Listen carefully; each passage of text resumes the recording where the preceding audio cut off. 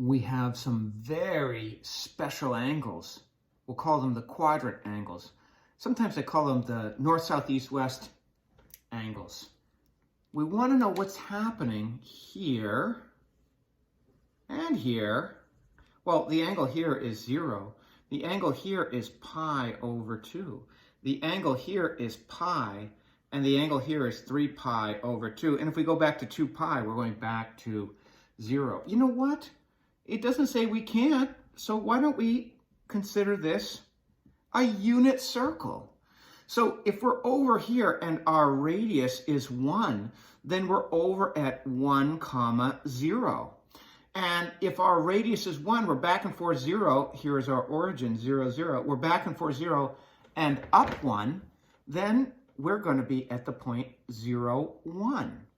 If we go over here, that's negative 1, 0. If we go from 0, 0 to the left, if we go from 0, 0 down, we're at 0, negative 1, and we go back to 1, 0. So we're asked to find the sine and cosine at each of these spots. Well, it's important to remember, for reasons we established earlier, that on a unit circle, and I'm talking, this is unique to the unit circle, cosine of an angle is always adjacent over hypotenuse. But if we're talking about a unit circle, adjacent will always be x and hypotenuse will always be 1. That's why I say on a unit circle, when we're talking about a unit circle, cosine is the x.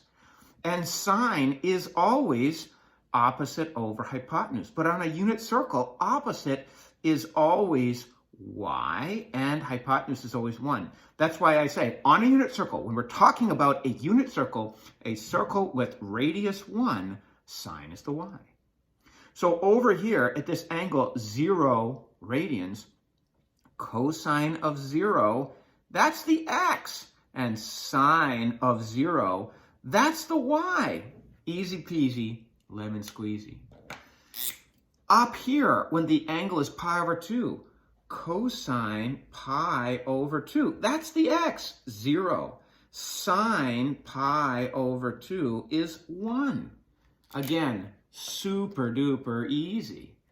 Here, when the angle is pi, cosine of pi is negative 1. I'm just looking at the x.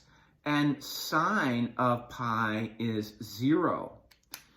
Down here at the bottom, I have cosine of 3 pi over 2, or 270 degrees, is the x. And sine of 3 pi over 2 is the y. Easy. When we come back to 2 pi, we're back to cosine of 2 pi is 1 and sine of 2 pi is 0.